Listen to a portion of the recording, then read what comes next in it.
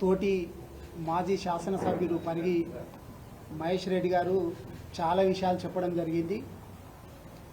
మొన్న ప్రారంభించినటువంటి కాంగ్రెస్ పార్టీ వాళ్ళ జనహిత పాదయాత్ర గురించి పేరులోనే ఉంది జనహిత. జన అంటే జనానికి సంబంధించి, హిత అంటే మేలు చేసేటటువంటిది, బెనిఫిట్ ఫర్ ద పీపుల్ అన్నట్టు. మరి వీళ్ళు ఏం బెనిఫిట్ చేస్తుండ్రో నాకైతే అర్థం కాలేదు. ఇందాక సోదరుడు చెప్పే బెనిఫిట్ చేయాలంటే హైవే మీద కాకుండా ప్రజలకు వెళ్ళి ప్రజల సమస్యలు ఏమున్నాయి అనేటటువంటిది తెలుసుకుంటే బాగుండేది. ఇచ్చినటువంటి హామీలు నెరవేర్చక ఒక రకంగా వీళ్ళకు ప్రజలకందరికీ కీడు చేస్తుంటే హైవేను బ్లాక్ చేసేసి మొత్తము ప్రజలు అక్కడ ట్రాఫిక్ జామ్ చేసేసి ఇబ్బంది పెడుతున్నారు. ఏ ఊర్లో పోయింది లేదు, ఓ ముసలోళ్ళను కలిసింది లేదు, మహిళలను కలిసింది లేదు, రైతులను కలిసింది లేదు. వాళ్ళు ఒక డప్పులు కొట్టుకుంటూ బ్యాండ్లు పెట్టుకుంటూ మనం ఏదో బరాత తీస్తే ఎట్లా పోతామో గట్ల హైవే మీద హంగామా చేసుకుంటూ వచ్చిండ్రు తప్ప ఇది ప్రజలకు మేలు చేసేది కాదు, కీడు చేసేది. కాబట్టి ఇది నిజంగా చెప్పాలంటే జనహిత కాదు, జనహత. హత అంటే ఏంటంటే చంపేయడం, ఒక రకంగా హింస పెట్టి చంపేస్తున్నట్టు. కాబట్టి జనహిత కాదు, ఇది జనహత పాదయాత్ర. ఏదైతే తప్పులు చేసిండ్రో హామీలు ఇచ్చి నెరవేర్చలేకపోతుండ్రో కాబట్టి మేము తప్పు చేసినాము అనేటటువంటి ఒప్పుకోలు పాదయాత్ర. పాలన చేత అవుతలేదు కాబట్టి పాదయాత్ర స్టార్ట్ చేసింది. కానీ నిజంగా వాళ్ళు చెప్తున్నట్టు పాదయాత్ర మా నరనరాన జీర్ణించుకుపోయింది, కాంగ్రెస్ అంటేనే పాదయాత్ర అని చెప్పి చాలా గొప్పగా చెప్పుకుంటున్నారు. మంచిదే, పాదయాత్ర చేయడం అనేటటువంటిది మంచిదే. కానీ ఒక జాతీయ పార్టీ లోపల పాదయాత్ర చేయాలంటే అంత ఈజీగా పర్మిషన్లు రావు. మనం చూసినాం గతం లోపల వైఎస్ రాజశేఖర రెడ్డి గారు 2004 కంటే ముందు పాదయాత్ర చేయాలంటే ఆయన రిక్వెస్ట్ పెట్టుకున్నాక 6 నెలలకు వచ్చింది అనుమతి. అట్లాగే ప్రమాదవశాత్తు ఆయన చనిపోతే ఆయన కొడుకు జగన్ గారు పాదయాత్ర చేసి ఆ కుటుంబాలను పరామర్శిస్తా అంటే ఫ్యామిలీతో పోయి ఢిల్లీలో మోకరిల్తే కూడా పర్మిషన్ ఇవ్వలేరు ఆయన. అంతేందుకు ఈ మొన్న వీళ్ళు అధికారంలో రాకంటే ముందు పిసిసి ప్రెసిడెంట్గా రేవంత్ రెడ్డి గారు ఉన్నప్పుడు నేను పాదయాత్ర చేస్తా అంటే నీకొక్కరికి కాదు నాయన శరిసగం పంచుకోండి అని చెప్పి బట్టిని ఒక దిక్కు తిప్పిండ్రు, రేవంత్ రెడ్డిని ఒక దిక్కు తిప్పిండ్రు. మరి ఇంత తొందరగా ఆగమేఘాల మీద పర్మిషన్ ఎట్లొచ్చింది అంటే రేవంత్ రెడ్డి గారి ప్రభుత్వం అట్టర్ ఫ్లాప్ అయిందిడా. ఏం చేయాలా మరి? ఈయనకి ఏం తెలియకుండానే ఈ పర్మిషన్ వచ్చింది. ఎందుకంటే దీన్నే మిషన్ మీనాక్షి అనుకోవచ్చు. మిషన్ మీనాక్షి కేసీఆర్ గారు పెట్టినటువంటి మిషన్ భగీరథ, మిషన్ కాకతీయ చూసినాము. ఇక్కడ కాంగ్రెస్ పార్టీ లోపల మిషన్ మీనాక్షి ఏంది అంటే గతంలో ఉన్నటువంటి ఇన్ఛార్జీలందరినీ కూడా రేవంత్ రెడ్డి గారు మంచిగా మేనేజ్ చేస్తూ ఇక్కడ జరుగుతున్నటువంటి తప్పులను ఢిల్లీ వరకు పోనీయకుండా కప్పిపుచ్చేటటువంటి వారు. ఎన్నిసార్లు ఢిల్లీకి పోతున్నాడు ఈయన? అర్ధ సెంచరీ పూర్తి చేసుకున్నాడు. 50 సార్లు ఢిల్లీకి పోయిండు.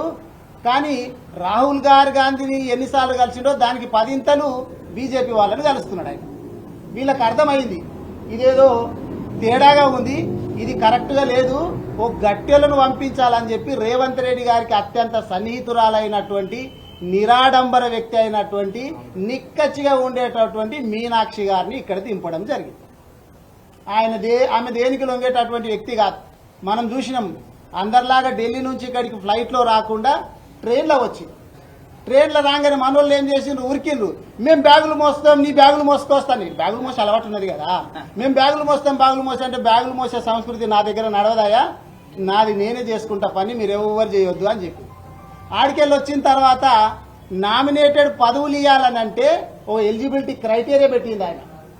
ఇన్ని సంవత్సరాలు కాంగ్రెస్ పార్టీకి పనిచేసినటువంటి వాళ్ళు అయితేనే ఈ పదవికి అర్హులు అనేటటువంటి ఒక నియమాలు పెట్టింది ఆమె. అదేగాక హైదరాబాద్ సెంట్రల్ యూనివర్సిటీలో భూములు అమ్ముకోవడానికి రేవంత్ రెడ్డి గారు వేసిన ప్లాన్ చూసి దాని మీద సమీక్ష చేసినటువంటి వ్యక్తి మీనాక్షి గారు. ఇట్లా ఒకటి కాదు, మొత్తం మీద ఏమవుతున్నదంటే ఇక్కడ ఇన్ఛార్జికి సీఎంకు కోఆర్డినేషన్ అనేటటువంటిది లేదు. మీరు చూడండి, మొన్న గతంలో జరిగినటువంటి క్యాబినెట్ మీటింగ్ రోజే ఈమె పాదయాత్ర స్టార్ట్ చేస్తుంది అనేటటువంటి అనౌన్స్మెంట్ వచ్చింది. 4:15 అనుకుంటా నాకు తెలిసి, 4:15కు తెలంగాణ ఇన్ఛార్జి మీనాక్షి నటరాజన్ గారు పాదయాత్ర చేస్తారు అని చెప్పుతో పాటు డేట్లు కూడా ఇచ్చిండ్రు వాళ్ళు.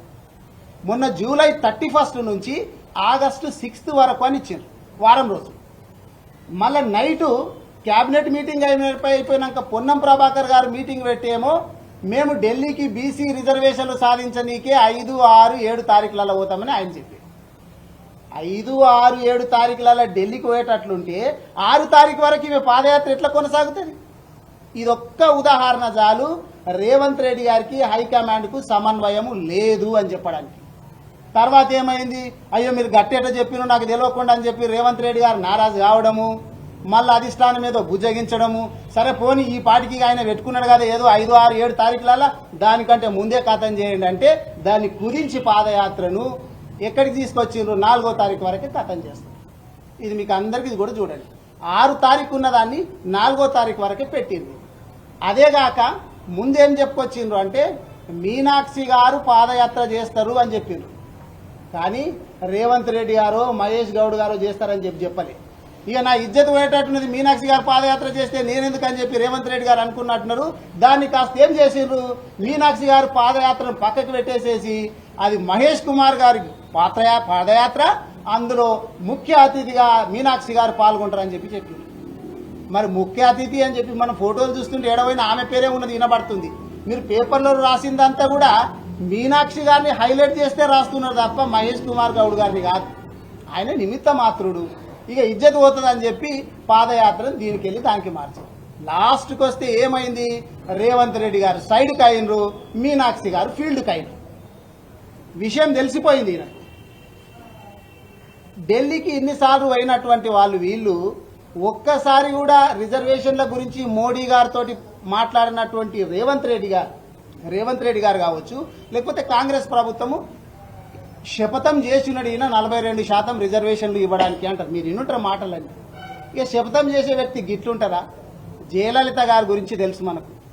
జయలలిత గారు 3 నెలలు ఢిల్లీలో ఉండి 9వ షెడ్యూల్ లోపల రాజ్యాంగంలో చేర్పించి రిజర్వేషన్లు సాధించిన తర్వాత మళ్ళీ తమిళనాడుకు వచ్చింది. ఈయన 3 రోజులు పోతాడంట, ఎందుకంటే ఆడ హంగామా చేయాలి. హంగామా చేసేసి లాస్ట్కి ఏం చేయాలా, మేము ధర్నా చేసినాం, అది చేసినాం, ఇది చేసినాం, బీజేపీ వాళ్ళు ఇస్తలేరు భయ్, మేము పార్టీ పరంగా ఇస్తామని చెప్పి బీజేపీ వాళ్ళ మీద నెట్టి పార్టీ పరంగా ఇచ్చి ఎలక్షన్లకు పోదామనేటటువంటిది ఈయన ప్లాన్. బీసీలు అంతా ఈజీగా దీన్ని ఏం నమ్మరు, మనకు తెలుసు. ఇప్పుడు మన సోదరుడు చెప్పినట్టు ఇది లోకల్ బాడీస్ ఎలక్షన్స్ కు సంబంధించినటువంటి ఒక స్టంట్. మీరు చూడండి బాబు, ఇప్పుడు ఆయన మంత్రి ఏం చెప్తున్నాడు, ఇది లోకల్ బాడీస్ దాని గురించి కాదు అని చెప్పి శ్రీధర్ బాబు గారు చెప్తున్నారు. మేము వచ్చింది లోకల్ బాడీ ఎలక్షన్స్ గురించి కాదు అని చెప్పి ఆయన చెప్తున్నాడు.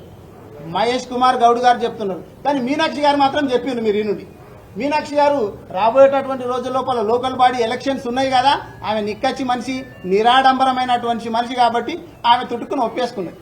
మేము వచ్చిందే లోకల్ బాడీస్ గురించి అని చెప్పి ఆమె చెప్పకనే చెప్పేసింది.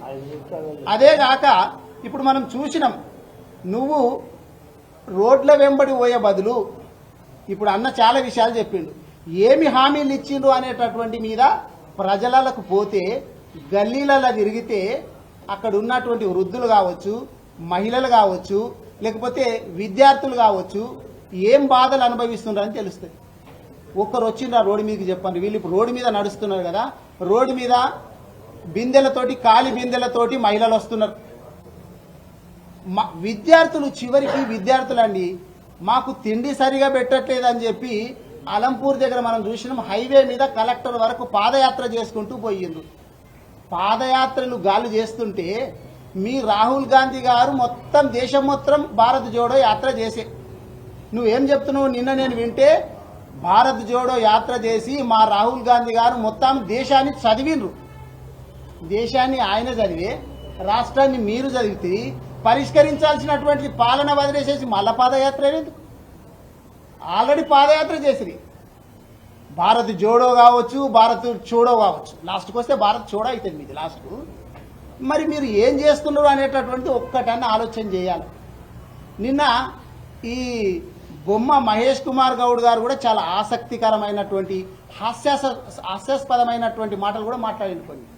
ఏంటి అంటే హాస్యాస్పదమైనటువంటిది ఏంటంటే సీఎం గారంట నెక్స్ట్ పాదయాత్రలో పాల్గొంటాడంట. నెక్స్ట్ పాదయాత్రలు ఎందుకు, ఈ దాంట్లో పాల్గొనొచ్చుగా. ఎందుకంటే నెక్స్ట్ ఎలక్షన్స్ అయిపోతాయి. ఆయన ఉంటాడో ఉండడో కూడా తెలియదు ఈ సీఎంగా. పాల్గొంటే కొంటే మాజీ సీఎంగా రేవంత్ రెడ్డి గారు మళ్ళీ పాదయాత్ర చేస్తారు కావచ్చు.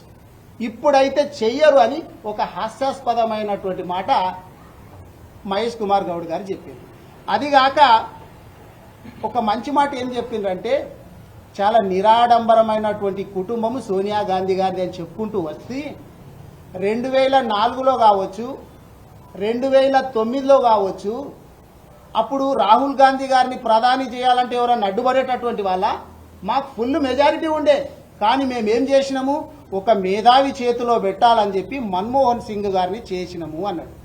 అంటే రాహుల్ గాంధీ మేధావి కాదు, ఆయనకు తెలివి లేదు, దేశాన్ని నడపలేడు. ఒప్పేసుకున్నాడు ఈయనని. మా రాహుల్ గాంధీ ఆడ ఈడ బుక్ పట్టుకొని రాజ్యాంగం పట్టుకొని తిరుగుడు తప్ప, పాదయాత్రలు చేసుడు తప్ప ఆయనకు దేశాన్ని నడిపించేటటువంటి శక్తి లేదు అని చెప్పి మహేష్ కుమార్ గౌడ్ గారు ఒప్పుకున్నారు. ఇక ఇంకొక విషయం చూడండి, మొన్న దాని మీద మాట్లాడుతూ మహేష్ కుమార్ గౌడ్ గారు ఏం మాట్లాడుతున్నారంటే మేము ఇప్పటికీ 65,000 ఉద్యోగాలు ఇచ్చినాము అని చెప్పారు. చాలా సందర్భాల్లో మా వాళ్ళంతా చెప్పుకొచ్చింది, అయ్యా మేమిచ్చినటువంటి నోటిఫికేషన్లు, మేము పెట్టినటువంటి రాత పరీక్షలు, ఫిజికల్ టెస్టులు అన్నీ మీరు పత్రాలు ఇచ్చిండ్రు అనేటటువంటిది మా వాళ్ళు చెప్పుకొచ్చినా ఏదో చెప్తున్నాడు. 65,000 ఇచ్చినామని చెప్పి సంవత్సరం లోపల ఇంకా 35,000 ఇస్తాం, 1,00,000 కంప్లీట్ చేస్తాం. మీరు వినుంటారు ఇవన్నీ. ఆ పక్కన శ్రీధర్ బాబు గారిని అడుగుతున్నారు, ఏం బాబు గారు ఇస్తారు కదా 35,000 అంటే ఆయనకు అర్థమైతలేదుగా, ఇయ్యాలనో లేదని చెప్పి ఇట్లిట్లా ఇస్తాము ఇయ్యమన్నట్టు ఊపుతున్నాడు.